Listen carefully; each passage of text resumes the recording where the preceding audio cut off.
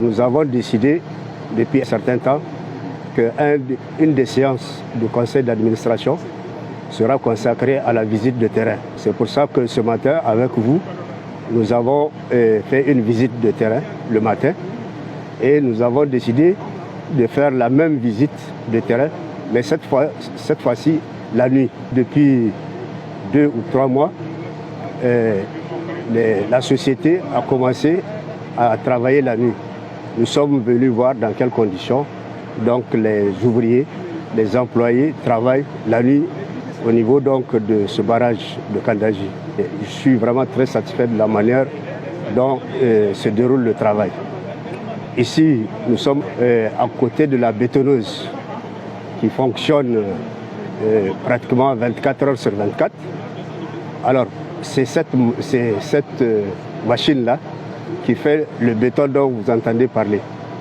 Alors, la machine qu'on nous a présentée tout à l'heure, elle a un débit de 120 mètres cubes de béton. Alors, ces 120 mètres cubes de béton sont produits en 66 minutes. Et pendant les 66 minutes, il faut évacuer le béton dans des véhicules de 9 mètres cubes. Donc, il faut à peu près 13 véhicules pour évacuer les 120 mètres cubes en 66 minutes. Voilà donc comment fonctionne cette bétonneuse et nous avons été très impressionnés de voir comment ça fonctionne. Il faut travailler de nuit, de jour comme de nuit, pour que les délais qui ont été fixés soient respectés.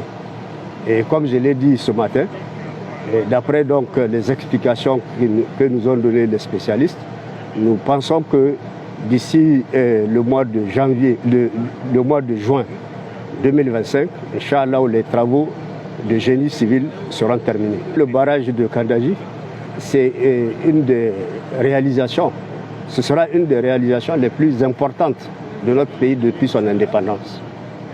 Et les populations ont attendu longtemps ce barrage-là. Il faut dire que l'importance du barrage est de 3 ou 4 ordres. Parce qu'avec un barrage, vous avez de l'eau pour l'irrigation, vous avez de l'eau potable pour boire, vous avez la possibilité donc de faire des aménagements hydro-agricoles. Là, je vous rappelle qu'il y a 45 000 hectares qui sont prévus. Vous pouvez faire de l'électricité. Il y a une usine hydroélectrique qui est prévue. Et à côté de cette usine hydroélectrique, nous pensons mettre en place une usine électrique, une usine solaire, pardon, je m'excuse, de 70 MW. Vous voyez donc, c'est extrêmement important. Ce sera important, ce barrage-là, pour l'ensemble de la population de notre pays.